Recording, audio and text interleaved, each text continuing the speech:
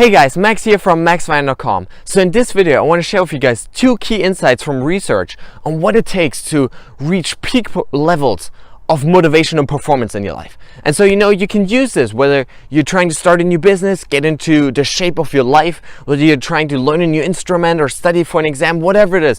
If you practice these insights, your motivation, your performance are going to skyrocket.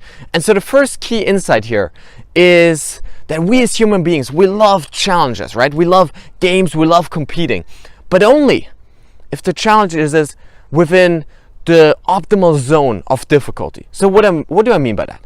Imagine playing a tennis match, right? And one time you're playing against a 5-year-old kid. The other time you're playing against a professional like Roger Federer. The first time you're gonna go bored within a minute, right? The second time you're gonna be frustrated and probably afraid that he's going to hit you in the face, right? And so in tennis, just like in anything else, finding the right opponent, finding the right task difficulty that is challenging but not frustrating to the point where it's overwhelming is super powerful for finding the right motivation, right? Because when you're playing a game and you're scoring some points and your opponent is scoring some points, it's going back and forth, and you can win the thing, but only if you give it all you got. That's what creates peak levels of motivation. Just for example, in my life, 2 days ago, I raced this beautiful race here. It was a 10K at Lago di Ledro here in Italy, and it was around the lake once, beautiful scenery. But the race was one of the best races I've done, in years. Why? Because it was the optimal challenge for me. There were some really fast guys. One of them was, on the Italian national team. He raced at like European championships and stuff. So he was gone. But then there was 3 guys, I was running with, and throughout the whole race, we were battling each other.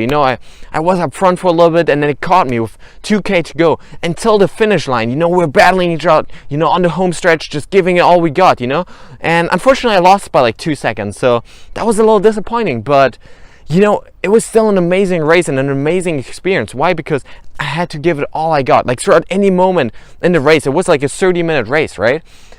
There was not a moment of weakness that I could allow myself. Why? Because I would have been left behind. And so it was the optimal challenge for me mentally, emotionally, physically, I had to give it all I got. And I was much faster, than if I'd been on my own, with no one else to compete against. And so that just reminded me again of this lesson of like, you need those people in your life, you need to find those challenges that, are pushing you just to the edge of your comfort zone, to the edge of your abilities, where you have to give it all you got, So for example, when you're learning a new instrument, right? In the beginning, you're starting out with all the easy melodies and songs, right? But then over time, you have to update your skill set, right? You do that by, looking for harder melodies, looking for more difficult songs to play, right? And you're always looking for the new edge, right? To play, songs and melodies that, where you're struggling, where you're failing at times, right? Where you really have to give it the all. You have to push yourself to get better, and you have to try and start over again and start again and fail and fail and fail. And that's how you get better. When you're in the gym lifting weights, it's about finding the optimal weight for yourself, right? Where you can't have it too light because then it gets boring.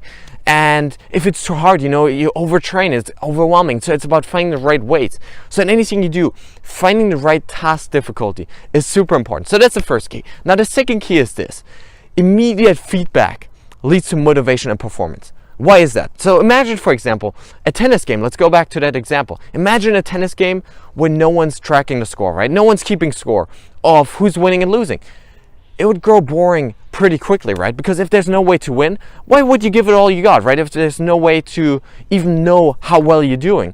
And so a key factor in motivation is knowing how well you're doing at the very moment, right? It's what gets you in the zone. It's what gets you excited and motivated to keep trying harder, right? When like, hey, I'm leading right now, I have this possibility to win, right? That's what gets you excited, right?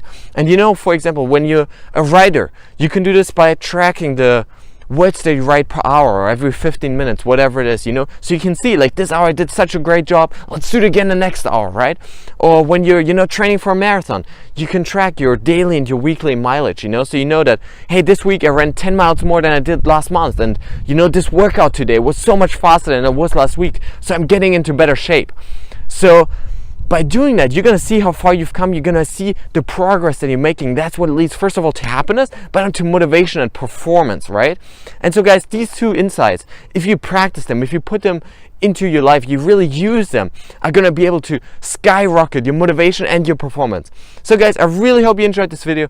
If you did, hit the subscribe button below to get more videos like this on mental mastery, what it takes to live an epic life. Thanks so much for watching, and see you next time.